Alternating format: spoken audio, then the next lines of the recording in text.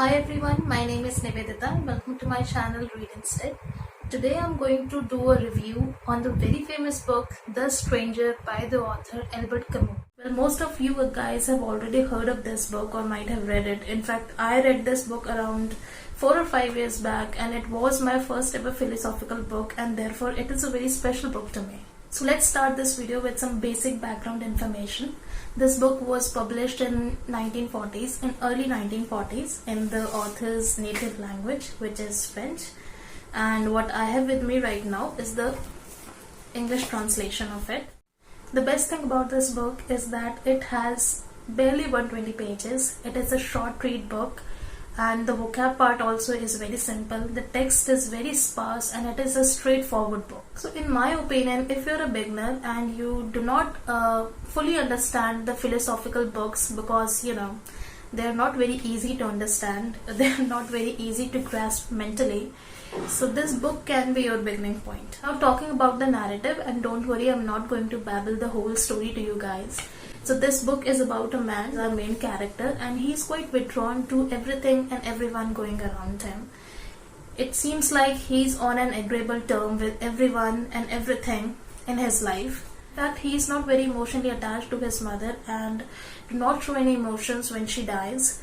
Mainly because they were not living together. They have separated way back and they have accepted each other's nature as they are. Then there are other side characters like his friends, his girlfriend, and though they are not very consequential, but it's a good to read about them as they each provide a different outlook on human behavior. As the story goes on, he does a crime without any provocation. It seems like a completely irrational act. So this book is his story, his journey of him doing a crime without any apparent reason, to him getting caught up in a very tilted justice machinery. So that's for the plot, guys, but what is more grand and affirmative about this book is obviously the philosophy behind this. Here I'm going to advise you that before starting this book, make yourself familiar with the words like existentialism and absurdism. Now you can easily comprehend this book without knowing these two ideas, what they actually mean, because as I said, the text is very simple. But I think what Camus is ultimately expressing through his novel is a necessary thing for us to understand as a reader. So okay, in my very simple words, let me first give you a brief idea of what existentialism is. So it's an idea that says life is meaningless, or you can say that life has no objective meaning. So therefore we people tend to assign our own meaning to it, and if we don't do it, we feel a kind of existence crisis, like why we are here, what is the purpose of our life if life has no meaning. And as all the meanings are given by us only, all the systems and establishments are human made, therefore the notion of why right is right and why wrong is completely absurd.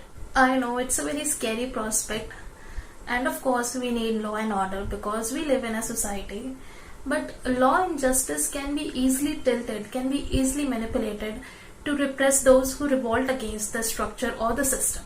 This thing is vividly shown in this book, in the trial of the main character.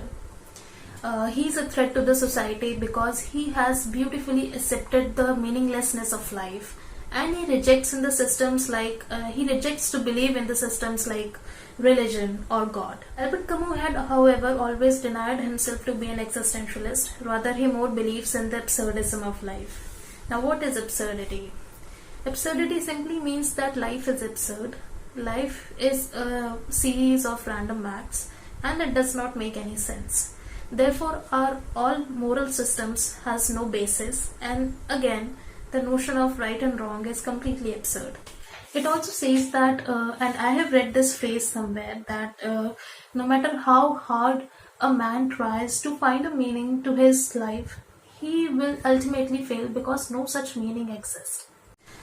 I know this kind of point of view can make us to despair, but according to Camus, and I have read this in his interviews, and he said a line something like this, that according to him, it is a necessary experience for a human to realize that life is nothing but absurd and it should not become a dead end.